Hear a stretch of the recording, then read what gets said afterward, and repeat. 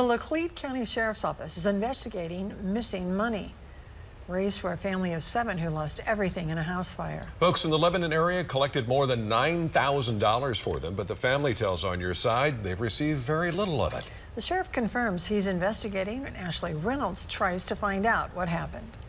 At about 3 a.m., we heard our smoke detector going off. My husband opened the door thinking maybe it was a fluke, and there was flames engulfed in our whole living room. Shelby Snyder says on December 7th, everything they worked for went up in flames. We went out the window, and my husband handed me my 3-year-old, and I took off running, and I know he went back in to get our dog, and he was able to throw him out. Thankfully, they all still have each other. Since then, the Red Cross and insurance kept a roof over their heads with hotel rooms and now this Airbnb. So I'm definitely glad to be in somewhat stable of a home for right now. But insurance money is running out. They work, but it's costly to start over. Credit cards cover meals and other basics. My kids are very happy to be able to have spaghetti and all those normal family favorites again. On the night of the fire, Snyder says she and her husband were approached by this volunteer firefighter, Brandon Leach. We thought, well, he works for the fire department, so it sounded like a good deal. We were mistaken. Leach told them he and his partner, Stephanie Taylor, wanted to help the family recover. They started this GoFundMe page that was shared on social media. $9,460 raised. Stephanie Taylor is the owner of the account and can access the money. Since then, Snyder says they got about $2,000, but that was in early January.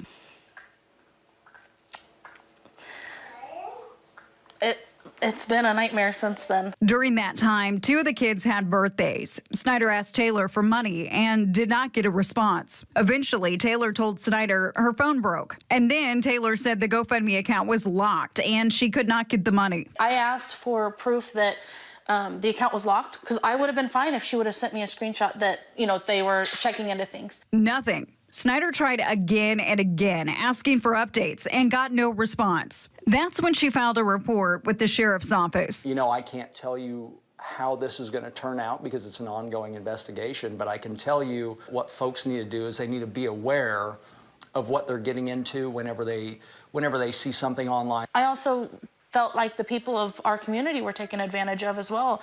I mean, some of these people would message me and they told me, hey, I give you my last $20. That's not fair to them. I messaged Taylor, no response. Hey, Brandon, my name is Ashley Reynolds. I called Leach and messaged him on Facebook. He responded and said, I'm not answering any questions until I have my attorney. We've got to find out what was the intent for all this, because so often the arguments that we have with folks and things that go wrong is simply miscommunication. And we hope that's the issue here.